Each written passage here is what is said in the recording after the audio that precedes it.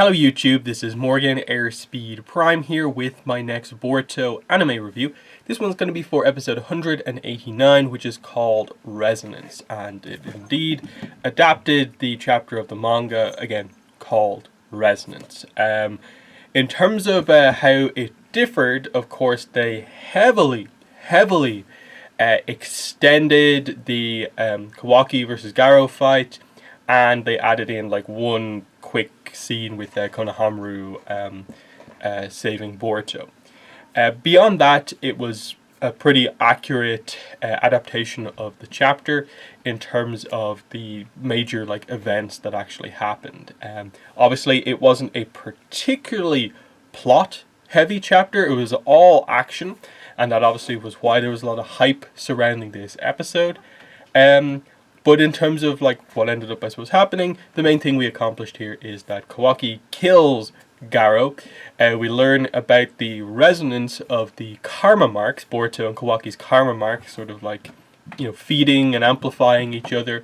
So that's a very interesting concept.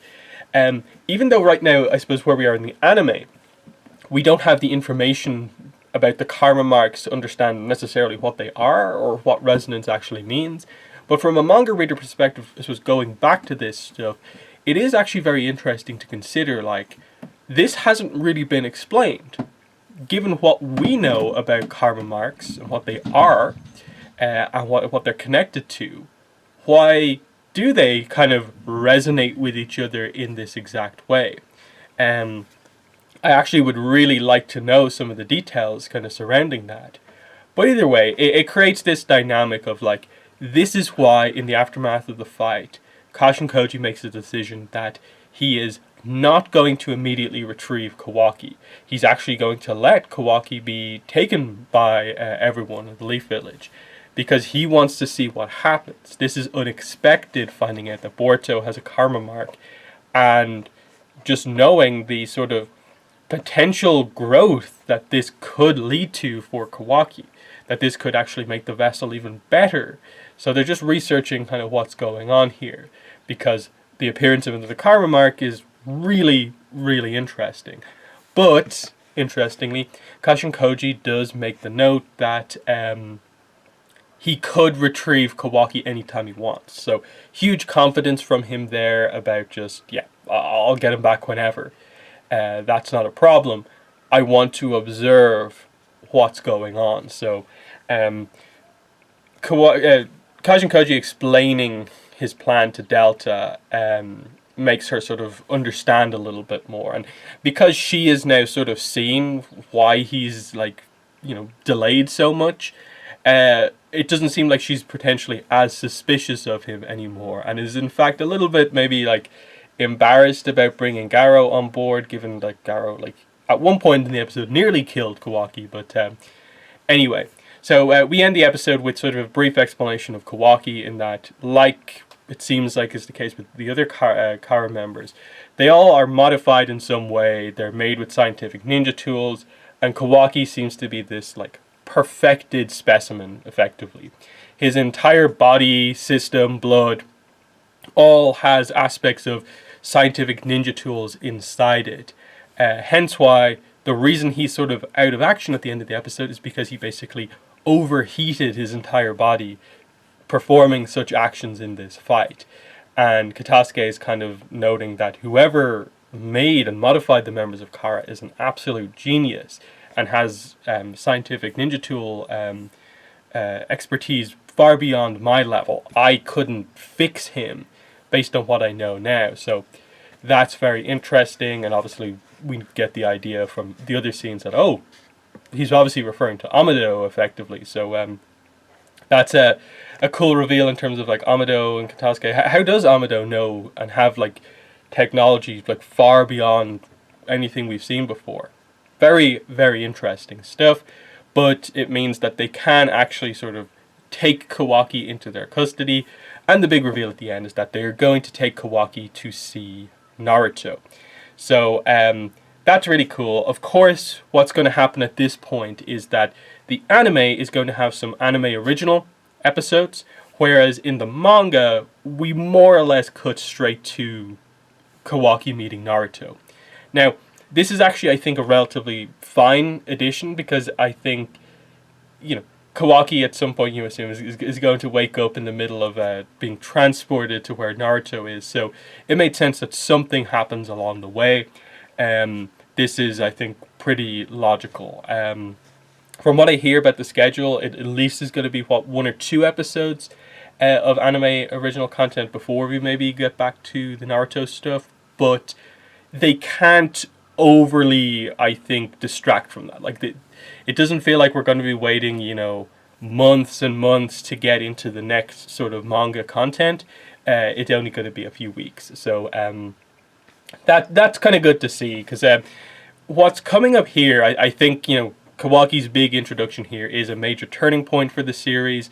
We suddenly have a new main character who's important to, like, the hero side, the villain side, and he's just interesting and unique by himself. And him now getting to meet all of the, hero characters is a really, really cool section of the story. And again, never forget the tease from the opening chapter, the opening episode of Boruto, that in the future, Kawaki and Boruto end up on seemingly opposite sides. Something has happened to Naruto, and they're about to fight each other. So, Kawaki being introduced here, coming into contact with characters who he'll be enemies with much later on down the road, it's very interesting to consider. But yeah, let's get into, I suppose, the main talking point about this episode, which was, of course, the fight. We had the high quality animation, they got all the big animators on board, and we got another sort of like Boruto like event style episode where they just went all out. My thing with this episode perhaps is that, was this necessarily a fight that you needed to do that, at least to this level, with? Because when I say it was like extended and they really went all in on this, like this is the only, I think, other Boruto episode that compares to this is the episode where they did most of the Naruto, Sasuke, and Boruto versus Momoshiki fight. And that's the only other episode that's come anywhere near this in terms of like them bringing the top level animators in. Kawaki Garo, at least for reading it from the manga, I never got the sense it was like that important of a fight, just because, again, they had to do an anime only sort of little bit of backstory to even explain why this is a heated fight to any degree. So the anime like greatly improved this fight, and maybe it's just a case that the manga makes it feel a little bit throwaway. That is part of the reason why, like, I'm kind of like, wait, why this fight? Why is this suddenly now like one of the top two fights in the Boruto series? That's a kind of a weird one to me. But it is Kawaki's big debut fight, so it was cool to see them, really just show off his moveset, both in terms of its normal level when he's sort of slightly weakened at the start and when it's more even, and then showing the sort of high level power that when he activates the Karma Mark, this is what he is capable of, just immediately dominating Garo, who is a threat to most of the characters here, given that we're going to need to do some training to be on the level to defeat any of the inners. So outers are actually still a threat within Karo right now, and Kawaki just like obliterated Garo the second the Karma Mark activated, the resonance happened. Now, that out of the way, like what they actually gave us, I thought was fantastic. It was definitely some of the nicest, flashy, flowing animation that we've had. Even the bit of animation that they showed, they just completely showed the section before and after the opening of the fancy spin move into the blade blow that Kawaki did to Garo. That was really nice, and it just, I suppose, set the stage for what they were going to do over the rest of the episode. And it's the high quality animation because you suddenly start to have the characters just like moving all over the place. Like Kawaki's running up a wall, the amount of flips, dodging, how quick he is, the quick transition between attacks, and just this sense that there's no sense of like energy limits or anything like that. They're just putting everything out that they have. There's like brutal like hits being landed, and you know, you can't really complain about what we got, because you always like to see this level of animation. Um, Perhaps the only thing would be just that, given the arc that we've just had, I maybe would have preferred they maybe put some of the effort they put into this fight and maybe just fleshed out some of the other fights that we've had before. Because again, like, this was the OW arc more or less for most of it. Could we not have, like, given Konohamaru a little bit more of a chance to shine? Mugino, given that you set him up a little bit more, I would have maybe liked to see, him get the chance in the spotlight of just a little bit more of a, here's him doing some cool stuff before what happens to him. That would have been perhaps nice, and that you were still probably going to extend this fight anyway. But did you need to almost, I suppose, like double the length of it? Would it not have been maybe more effective overall across the whole arc to maybe do this like, 1.5 and then use the rest that you were maybe planning on doing for some of the other stuff? But you do also really like it when they go, just put everything into one basket and just give you the fight you've been waiting for. So, at the very least, we come out of this, we get this kind of cool sense for like, okay, this is the scope of Kawaki's kind of powers and moveset. This is the way his body works. It overheats. He can turn his parts of his body into this sort of kind of rock metal that has like an element of heat to it. It's actually very hard to describe, what exactly is going on there, but it's something along those lines. And then later on, they did the test that seems to show that like his blood can literally transform into that very same sort of kind of magma, lava, metal situation. So that was good to see. And then obviously the karma just takes things to the whole next level, where we see Boruto is able to block Kawaki's giant blast, and then the fact that Kawaki is able to do a blast on that level that just completely wipes out Garo, plus the whole like mountainside, and flattens the earth basically, except for the area where Boruto absorbed it. Really, really impressive stuff to get across, that the karma, when used by someone who knows what they're doing, is this incredible power that really matches some of the top like abilities that we've seen in Naruto. So it makes this a massive threat and a real significance behind the characters like having it. That like Boruto could theoretically learn to do something like that, but we also don't know exactly what it is, because about the only thing we know with Boruto's karma is, of course, that he has it because of Momoshiki. So what's going on there, and you have all of these interesting questions in your mind. And in my mind, a lot of the answers surrounding what the karma is are fantastic and really expand out the lore of the Naruto universe and so on. So I'm excited for the anime to get to all those explanations and so on. But that's the main thing. It's just perhaps that interesting topic of like, is Kawaki versus Garo that important of a fight that they needed to go to this length with it? Because in the manga, it feels a little bit more like a sort of just what you're meant to do is a weakened Kawaki tries to fight Garo. It's relatively even, but then Garo gets the advantage. The resonance happens, and Kawaki just blows Garo away. Doing it as simply as that, so it still get across Kawaki's powers. They just, obviously like doubled the length of the fight, and shows this to be their big one for this section of the anime. The question is, of course, going to be when is going to be the next time that we get to see the heavy animation? Because like obviously the manga content that comes up immediately after this isn't particularly action heavy, but you would like to see at least a few high quality cuts of animation for some of the moments coming up. Surrounding like when Naruto and Kawaki actually meet.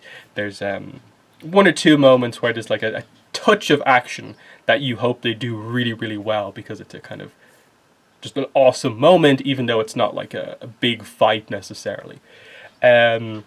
So that's the thing. Like, are we going to be waiting until like I guess the Delta fight is one of the next ones, I guess, coming up in the manga? Are we going to have to wait until that to be the next one where we actually get this level of animation, or will they find another way to do something big like this? But yeah, I think that's pretty much everything there was to talk about. That's the one thing with these episodes where they are mainly fights. Of unless you just go into a full-on sort of animation breakdown, which I don't have the skill set to really do, there's not a lot you can say outside of it's cool and stuff like that, because so much of this is ultimately sort of like anime-only extension of a fight, which is cool. But you can't exactly break it down, because it's not like Kawaki's like performing like named techniques that we know. Similarly with Garo, he's not really performing named techniques that we know. So the manga and the anime, ultimately from a sort of plot detail perspective, still have the same amount of content. It's just the anime comes across cooler because we get the super high quality animation. So that's just kind of an interesting point with regards to like doing the review here of like, you know, outside of just saying, you know, the animation was incredible, all of these, you know, cool moments that they had throughout it, and it's always a sign when they start to do the sort of like the characters like grappling up close, and that you had the really quick like Kawaki jumping on Garo, and he's doing these kind of like you know, grappling kind of like jujitsu techniques of like a kind of armbar takedown type thing, and that just show that like, okay, they're really going for it here. This isn't your standard fight where the characters sort of just sit back, you know, throw a kunai or two at each other. Then you get the clash of jutsu, the more kind of standard style. They really went all out here, and that has to be noted. They did a fantastic job. But yeah, that's it. Kawaki is now here, and things should be really exciting going forward. As for next week's episode, it looks like we're going to be heading back to the research lab to temporarily hold on to Kawaki. Naruto's going to come see him. But in the meantime, Kawaki's going to wake up and attempt to escape.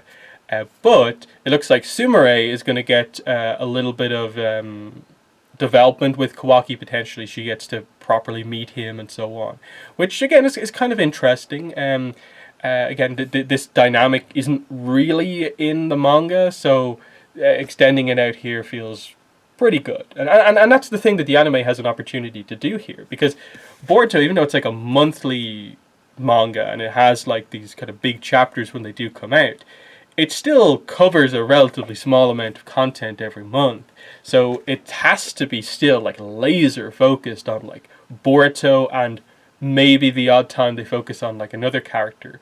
So the anime does have a big opportunity to really flesh things out, in terms of like, it's been a while since the manga has had a chance to do anything with like any of the other teams, or even like particularly major development with even like Sarada or Mitsuki. So there's definitely, I would have a want to, you know, flesh some of this stuff out, give those other characters a little bit more of a chance to shine. That would be nice. But yeah, they're my thoughts on Boruto anime episode 189. In the comments, let me know what your thoughts were, but that's been the video. Thanks for watching, and bye.